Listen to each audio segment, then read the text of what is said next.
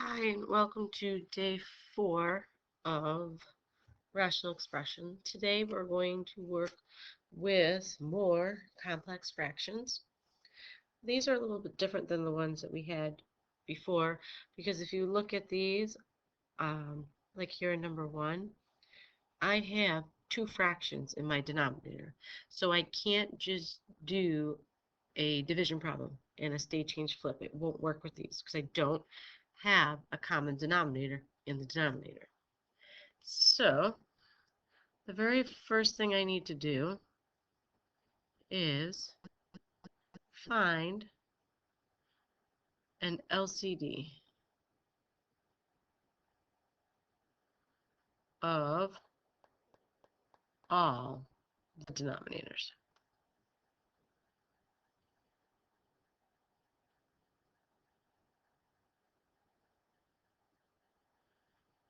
Then my second step is to multiply by the LCD to all the terms.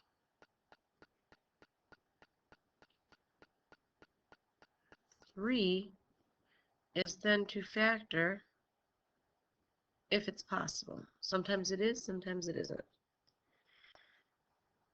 Then 4 would be to cancel, and 5 would be to rewrite. And remember, when we cancel, we only cancel factors, not terms.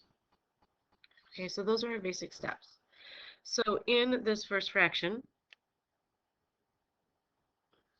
looking at all of my fractions, in the numerator I have an xy, in the denominator I have just an x, and in this fraction I have just a y.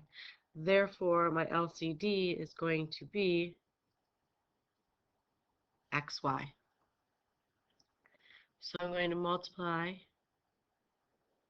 this term by xy, this term by xy, and this term by xy. In the numerator, when I multiply by xy, the entire thing cancels out, and I'm left with a 1. Over my first fraction, just the x cancels out, so y times 1 is y. And in the second fraction, my y's cancel out, so 1 times x is x.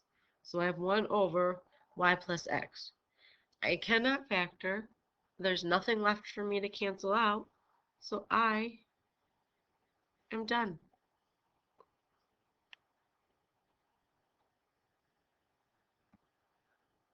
All right, number 2. I have 1 plus 1 over x over 1 minus 1 over x. And again,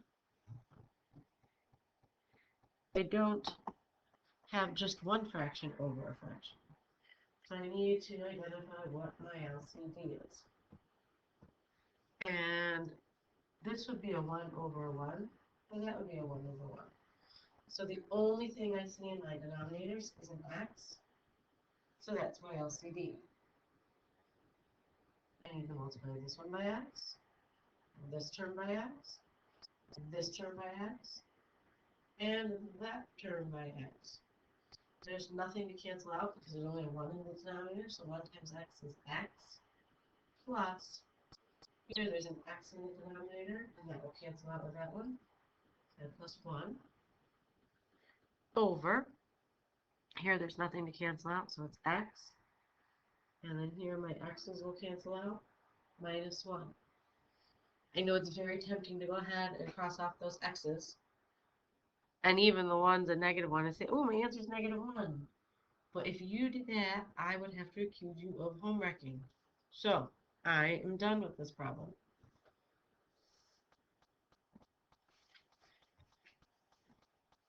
For number 3, I have an x plus 1 and an x minus 1 in my denominator and an x squared minus 1. I can rewrite x squared minus 1 as x plus 1 and x minus 1. So then, when I go to find my LCD, I take one of everything I see. The only things I see in my denominators are x plus 1. Let's see here. Move this out of the way. Try down here. X plus 1 and x minus 1. So this gets a little cumbersome. I have to take every single term by that x plus 1, x minus 1. So I need to do it over here. X plus 1, x minus 1. Over here, x plus 1, x minus 1. So with my first fraction, here they both have an x plus 1 in common. I still have that 3, so then I have 3, and what I didn't cross off was x minus 1. Then there's a minus sign between the fractions here, so I gotta write that down. Here, my x minus 1 cancels out with that x minus 1, so I'm left with my 3 and an x plus 1. All over, well, over here, these x plus 1s go, and those x minus 1s cancel out, so I'm just left with 5. Now I have to simplify my fraction. So I'm going to distribute my 3 and my negative 3. So I get 3x minus 3, and then a negative 3x minus 3, all over 5. And if you look at that, this 3x will cancel with this 3x, and I just have a negative 3 and a negative 3, which will give me negative 6 over 5. And that's it. For the last one, looking at all my denominators, I have an x squared, and an x cubed. When it comes to powers of x, your LCD is always the highest power you see. So it's x cubed. So I have to multiply each term by x cubed.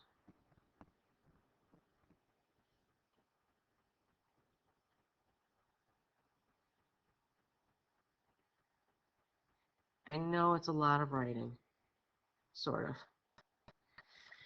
It's tedious work, but we have to do it. If we don't do it, then we make mistakes. So this x cancels out with that x cubed, and it becomes an x squared. So it's x squared times that 1. So I have x squared. In the middle here, this x squared cancels with the x cubed, and I'm left with an x.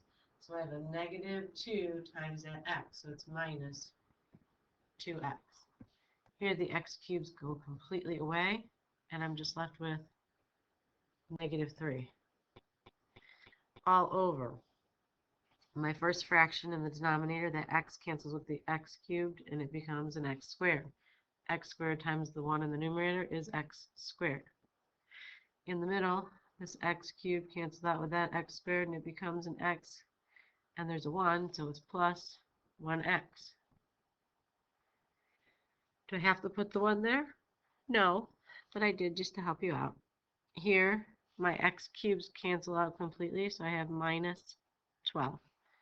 So I have x squared minus 2x minus 3 over x squared plus x minus 12. Those are factorable. Factors of 3 that subtract to give me 2 are x minus 3 and x plus 1. Factors of 12 that subtract to give me 1 are x plus 4 and x minus 3.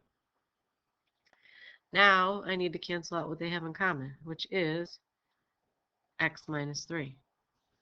So I'm left with x plus 1 over x plus 4.